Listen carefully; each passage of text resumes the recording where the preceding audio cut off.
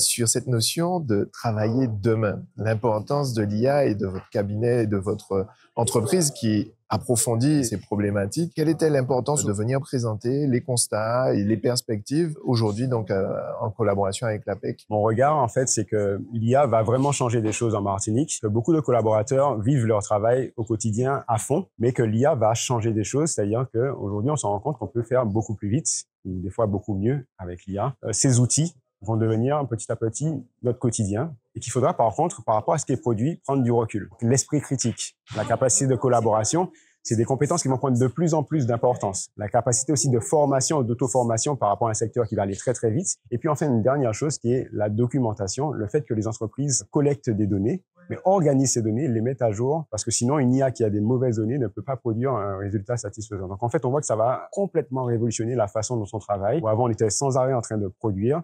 Désormais, on va avoir un esprit critique, on va contrôler ce que font les outils, notamment les outils IA. On va devoir aussi se former, ce qui n'est pas forcément ce que font tous les gens en fait en Martinique. Mais pour l'IA, ça va tellement vite qu'il faut ne pas rater le train. Et puis, cette capacité à organiser l'information, structurer. Donc, tous les gens qui parlent de procédures, de structuration des données, en fait, ils ont raison parce que les entreprises qui vont passer ce cap, entre guillemets, vont aller plus vite que les autres. Il y a un chiffre qu'on a retenu qui paraît pertinent, c'est 55% des salariés qui utilisent déjà l'IA dans leurs entreprises sans que la démarche ne soit cadrée justement par l'entreprise. C'est pas forcément dans le dos de l'entreprise, mais en tout cas sans qu'il y ait un cadre, des procédures liées à ça. Comment vous percevez ce chiffre, donc, qui est une donnée nationale, et peut-être l'impact sur la Martinique? Ce chiffre, il dit deux choses. Il dit que dans les groupes, en fait, c'est allé tellement vite, c'est l'IA, qu'on ne sait pas forcément ce qu'il faut faire. Et ni la direction des systèmes d'information, ni la direction des ressources humaines n'ont vraiment donné un cadre. Et donc, quand il n'y a pas de cadre, il y a de la liberté. Donc, les salariés s'emparent des outils sans forcément en informer leur direction.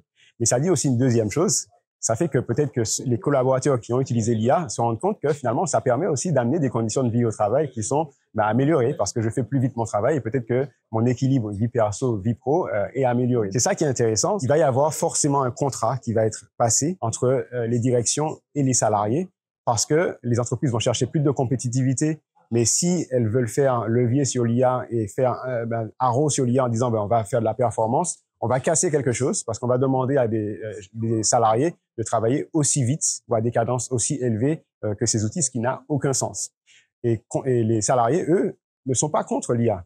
D'ailleurs, à titre personnel, ils voient bien, d'ailleurs, qu'ils l'utilisent des fois à l'insu de leur collaborateurs, de leur direction.